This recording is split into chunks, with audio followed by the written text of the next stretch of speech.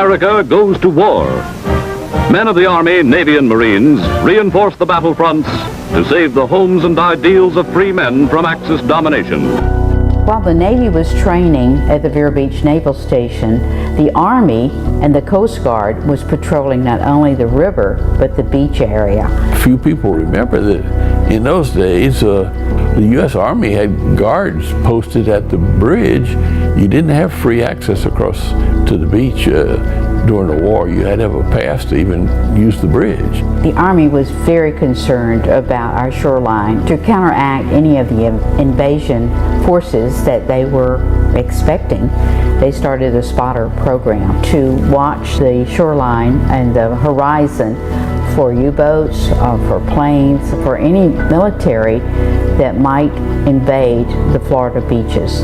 My dad, being a volunteer in the auxiliary, he would man the spotting towers that were erected along the coast. He had poor eyesight, so he convinced the Army to abduct me, and I would be his eyes.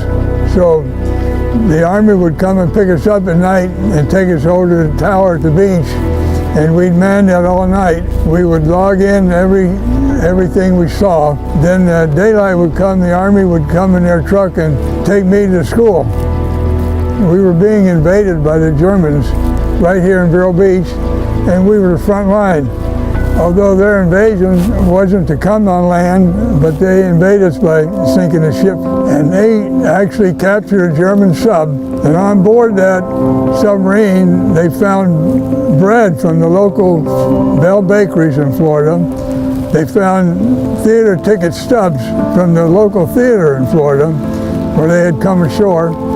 Even if you didn't know the war was that close to home, you know, everybody had to sacrifice. The U-boats proved to be very destructive. They attacked the merchant mariners, they attacked any boats or ships that were in the Gulf Stream, and they sank them. And the local folks, through the programs that were put on by the Coast Guard and the Army, were able to go out and actually rescue these sailors and bring them to shore. Hitler sent 6 U-boats from the Mediterranean to the east coast of the United States immediately after Pearl Harbor. Over a 9-month period in 1942, U-boats sunk something like 400 ships in U.S. waters. They were active off New York, off Cape Hatteras, off Cape Canaveral, and indeed close by here in Vero. And the Coast Guard recruited all over the East Coast people who had boats, and they just sent them offshore. And my father was one of those. He began, I think, probably in February of 1942, going off every night. He had a 33-foot fishing boat called the Kitzes.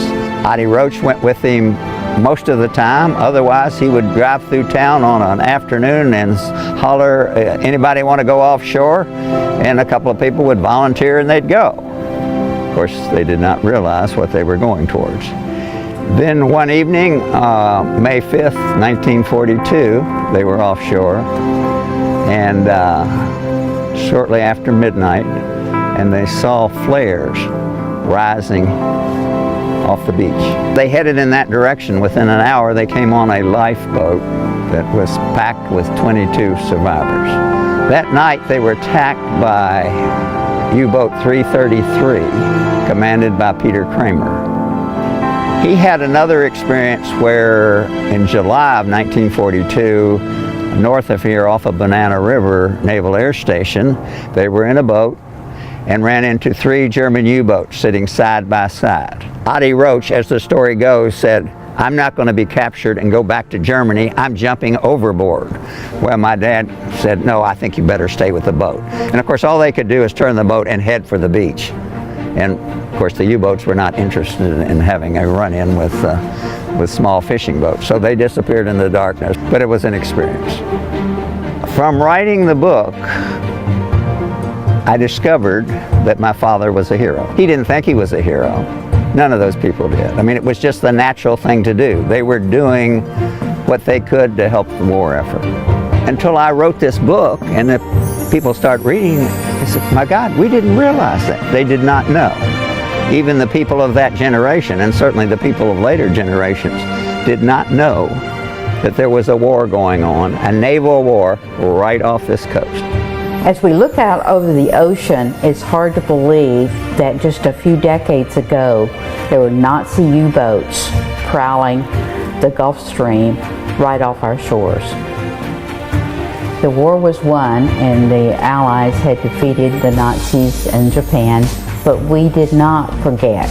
Our community banded together to create a memorial island to honor those that had fallen during World War II. What's important to remember is the men and women that served and sacrificed their lives in order to make our country free. If you visit Veterans Memorial Island Sanctuary, you will have the same feeling that you have if you visit Arlington Cemetery in Washington, D.C.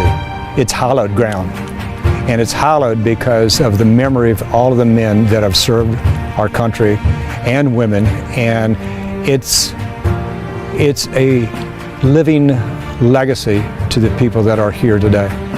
3 years ago was the 50th anniversary for Memorial Island.